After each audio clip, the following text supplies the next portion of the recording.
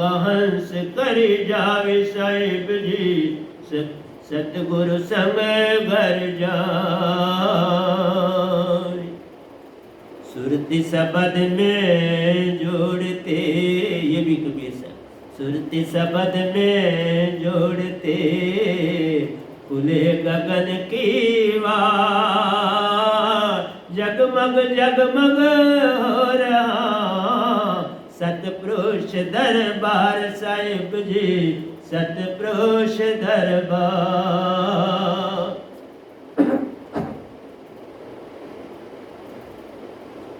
सुरति शब्द में जोड़ते खुले गगन की वार, जगमग जगमग हो रहा सतपुरुष दरबार साहिब जी, सतपुरुष दरबार।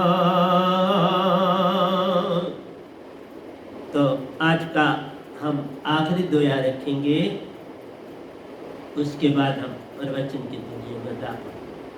आप ही कंडाल तो तराजू, नानक साहब कहते, आप ही कंडाल तो तराजू, आप ही तोलनहार, आप ही लेवे आप ही देवे, आप ही है बनजार साहिब जी, आप ही है बनजार। आप ही कंडा तो तराजू, आप ही तोलनहार, आप लेवे आप ही देवे, आप ही है बनजार साहिब जी, आप ही है बनजार। आप ही कंडा तो तराजू, आप ही तोलनहार, आप ही लेवे आप ही देवे, आप ही है बनजार साहिब जी, आप ही है बनजार। तो प्यारे सत्संग जी, ये आपके समक्ष दोए रखे संतों के अपने। दोयों में जाने का एक ही अर्थ है कि एक एक दोए में बड़ा कुछ होता है। अगर आप थोड़ा जागने की चेष्टा करें तो आपको सब कुछ पता चल जाएगा कि भक्ति क्या है। भक्ति भक्ति सब जगत बखाना, भक्ति वेद कोई बिरला जाना, भक्ति वेद जानेगा वह जिसका सतगुरु पूर्ण होए। लेकिन तुम्हारे अंदर जब तक वीर्य और वैराग नहीं जागता, और वीर्य और वैराग जागता है जब भरोसा और विश्वास होता है। भरोसे और विश्वास के बिना वीर्य और वैराग नहीं जागता। वीर्य और वैराग जागे तो प्रेम आवे। अभी मैंने भक्ति पर बोलना नहीं शुरू किया, मैं तो अभी तक प्रेम तक ही रुका हुआ। भक्ति अभी तुम समझ ही नहीं सकते तो मैं बोलूं किस लिए। अभी आपके अंदर काम क्रोध लोभ मोह अहंकार उसी तरह है जैसे होने चाहिए थे संसारी रहकर, वैसे फिर उसमें कहाँ भक्ति आ सकती। जब तक तुम सतगुरु सफा गुरु सफा आप सफा जे होए तो प्यारी सत्संग जी फिर विष से अमृत होए। तुम सफा नहीं हो रहे।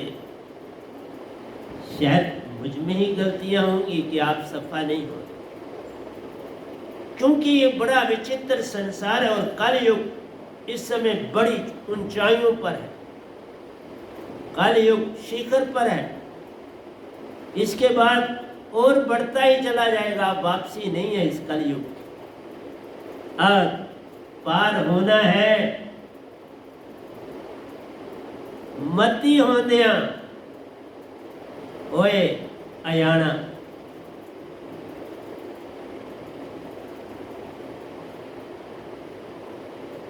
अनहोन्या होए नितान।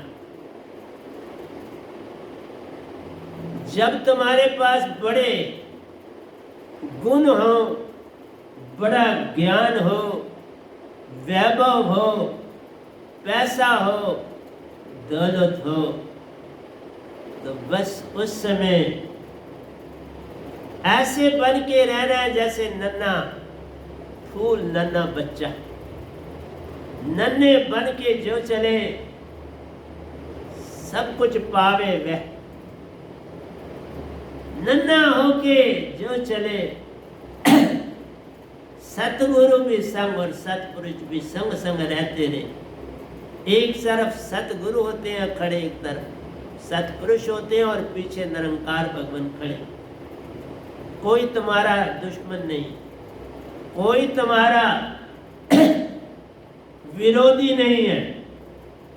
तुम तीन चीजें करते रहते हो, एक तो अभ्यास में रहते हो, एक प्रयास में रहते हो, एक प्रयत्न में रहते हो। अभ्यास करते हो किसी चीज का बार बार, फिर प्रयास करते हो किसी चीज को पाने का, और उस प्रयास में कामयाब नहीं होते तो प्रयत्न करते। ये तीन चीजें आकांक्षा, और जब आकांक्षा होती है तो अशांति होती है। आकांक्षा आई तो अशांति हो, चाह गई चिंता गई, मनवा बेपरवाह। मैं नहीं कहता सुरती बेपरवाह, मैं ही शहंशाह है जिसको नहीं चाह, क्योंकि चाह में ही ये सारा अभ्यास, प्रयत्न और प्रयास किया जाता। तुम सिमरन में रह के हर कार्य करो, सिमरन में रह के जग में चलो, सिमरन में रह के हर एक से बात करो। बड़ी कम बात, जो चीज 100 शब्दों में कहनी है वो एक में कहो, जो 50 शब्दों में कहनी है वो गर्दन हिला के करो, जो 25 में कहनी है वो शांत होके चुप रहो। कोई चेष्टा नहीं करनी किसी को समझाने की, ये सब सदगुरु पे छोड़ दो। तुम जब भी अभ्यास, प्रयास और प्रयत्न में पढ़ते हो तो आकांक्षाएं बढ़ जाती। आकांक्षा बढ़ी, संकल्प टूटा, संकल्प टूटा, ज्ञान साधना गई, प्रेम छूट गया। ज्ञान साधना गई तो प्रेम की डोरी टूट गई। ये गठबंधन अति सूक्ष्म प्यारो, कोई बिरला जाने भेद। इसका जो ही एक पल के लिए कोई विचार आ जाए, जैसे मैं आपको बताता हूं, परशुराम की जो मदर थी, परशुराम जी की बड़ी कहानी है, कभी सुनाऊंगा, लेकिन जो उनकी मदर थी बड़ी ही भगत थी, और जो पिता थे वो भी बहुत बड़े भगत थे। और जो मदर थी वो पिता का हर कहना सर झुका के बिना आगे से बोले।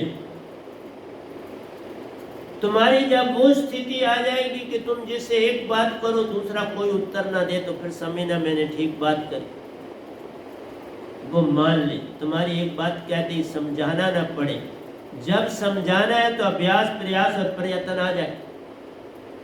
तुमको फिर जब तुम दूसरी बात करोगे तो प्रयास करो और प्रयत्न करोगे, ये करना है, बस वहां सब बिगड़ गए।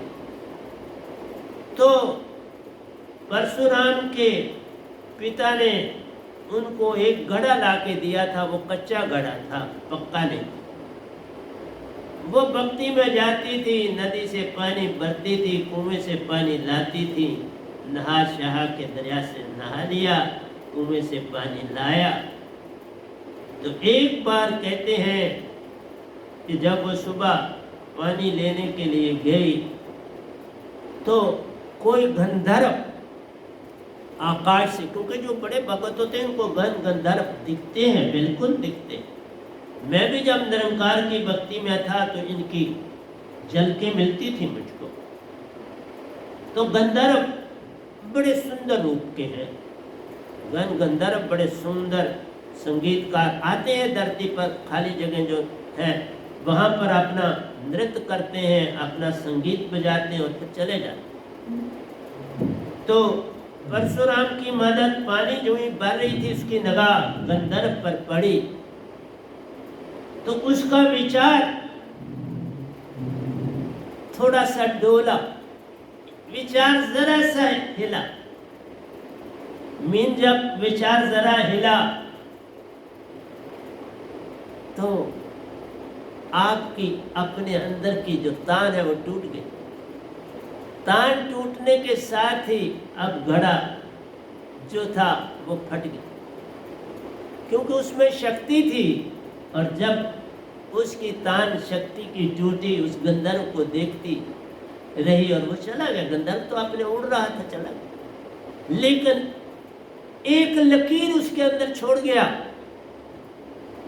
उस लकीर ने उस घड़े को तोड़ दिया और घड़े के टूटने के साथ उसको पता चल गया कि मेरे पति को पता चल गया है कि मेरा ताना टूटा कुछ समय के लिए। फिर वो घर नहीं गई, वापस नहीं। उसने कहा मैं किस मुंह से घर जाऊं। तो प्यारी सत्संग जी, हर चीज एक लकीर छोड़ती है।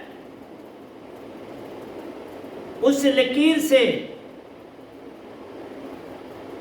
अपने आप को बचाना है, और बचना सतगुरु के शब्द में रह के बचा जाता है, और कोई रास्ता नहीं। सतगुरु शब्द में पल पल रहना है, विषय विकार से दूर हो जाना है, फिर ही प्रेम की डोरी की कोई पतली सी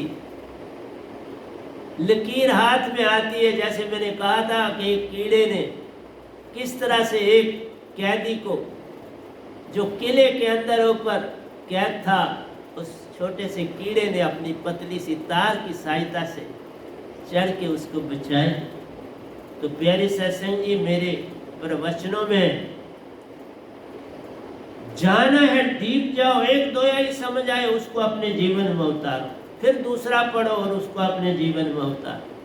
अब तो मैंने बोल दिया, तुम लिख सकते हो। हर एक आदमी, हर एक संगत वाला लिख सकता है, संसारी भी लिख सकता है। बड़े यत्न से लिखता हूँ, बड़े प्रयास से ढूंढता हूँ बाकी संतों की चीजें, समय लगता, ऐसे नहीं हो जाता। मैं सारा समय ही संगत को देता हूँ, सारा समय ही मैं जो है अपने जीवन का हर पहलू, हाँ, योगा छोड़ के बाकी काम करने हैं, झाड़ू पोछा करना है, कपड़े धोने, सारा काम करना है,